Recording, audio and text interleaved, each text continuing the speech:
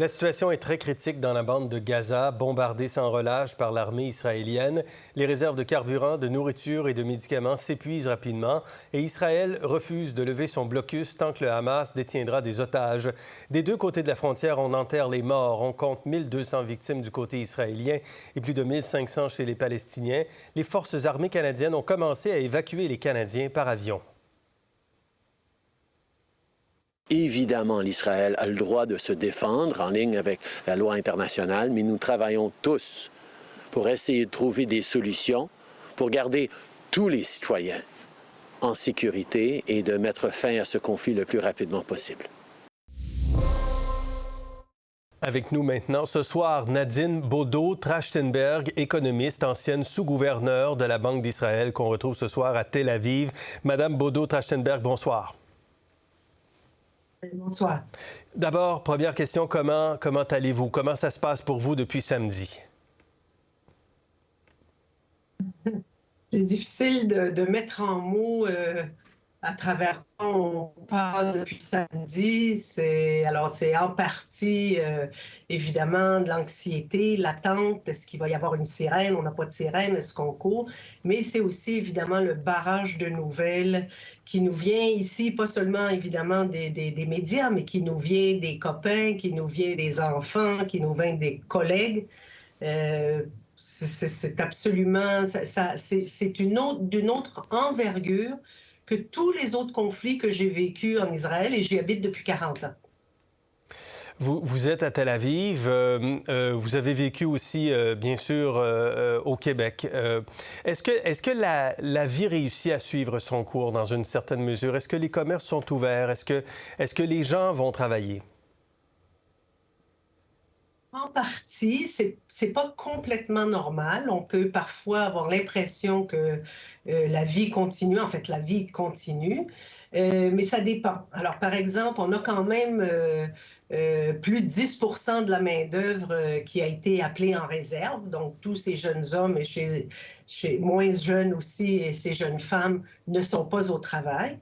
En plus, toutes les écoles, les garderies, enfin tout ce qui est les universités, tout est fermé. Donc, ça veut dire que les enfants sont à la maison, donc les mères ou un père doivent rester à la maison pour s'occuper des enfants. Ça ressemble de ce côté-là un peu à la pandémie. Par contre, contrairement à la pandémie, bien évidemment, les magasins sont ouverts. Évidemment, les supermarchés, les pharmacies, les restaurants, grosso modo, sont fermés. Les cafés sont ouverts. Les gens vont au café, mais ils vont probablement pas aller au restaurant.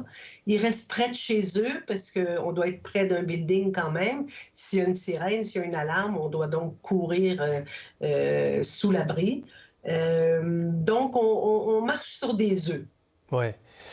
Ça, c'est pour la majorité du pays. Évidemment, dans le sud, c'est complètement autre chose. Les gens ont quitté, les villages ont été détruits. Ça, c'est complètement autre chose. Vous êtes économiste.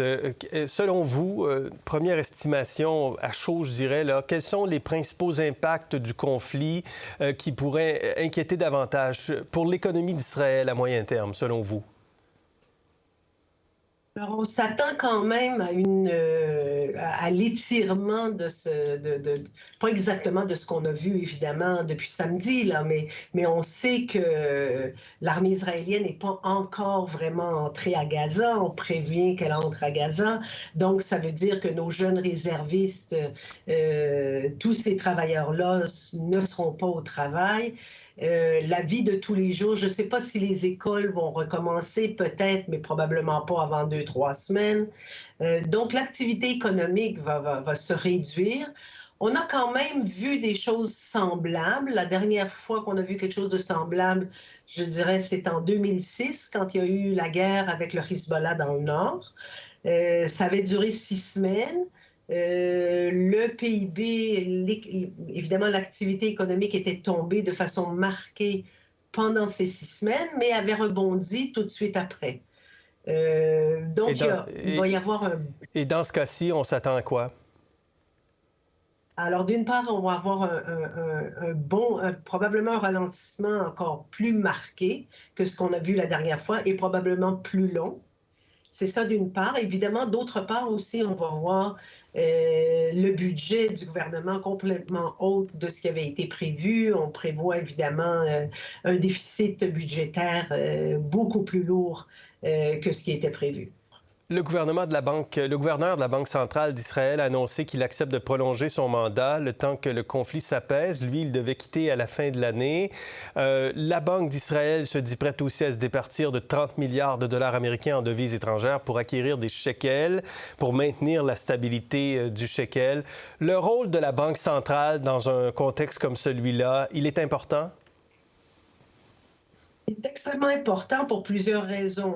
Évidemment, d'abord pour maintenir le bon fonctionnement des marchés, et les marchés fonctionnent bien, aussi le marché des devises étrangères, mais aussi en Israël, la Banque centrale a aussi comme mandat d'être le conseiller économique du gouvernement. Et donc, son rôle, je dirais, est même plus élargi que la Banque centrale au Canada, par exemple. Alors, les estimations, évidemment, de ce qui se passe, qu'elle essaie d'influencer les politiques du gouvernement aussi en le conseillant. Évidemment, la Banque centrale est indépendante, ce n'est pas elle qui va prendre ces décisions-là. Mais en tant que conseiller économique, elle a un rôle très important dans des situations de crise.